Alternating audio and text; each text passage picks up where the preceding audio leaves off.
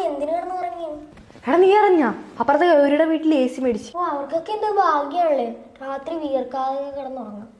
അടുത്ത മാസത്തെ current bill വരുമ്പോഴത്തേക്കേ അവർ ശരിക്കും വിയർക്കും. നമുക്ക് AC വാങ്ങിക്കാൻ അച്ഛനോട് പറഞ്ഞാലോ? നോക്കിയിരുന്നു, ഇപ്പൊ തന്നെ കിട്ടും AC. നമ്മുടെ അച്ഛൻ ഭൂലോക പിശുക്കനാണ്. അതെ, രണ്ടുപേരും ഒന്ന് റെഡി ആക്കിയാൽ നമുക്കൊരു സ്ഥലം വരെ പോവാം. നമ്മൾ എങ്ങോട്ടാണ് പോകണത്? അപ്പൊ കാണിച്ചു തരാം, നടക്ക്. ആ നോക്കിക്കേ, ആരാണോ നിൽക്കുന്നത് നോക്കിക്കേ. കണ്ട അച്ഛൻ ഇപ്പോൾ ഒരു വെയിലത്ത് നല്ല കഷ്ടപ്പെടുന്നത്.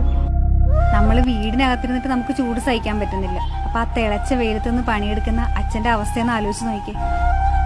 AC മേടിക്കാൻ പോകണ്ടേ? പോകണ്ട.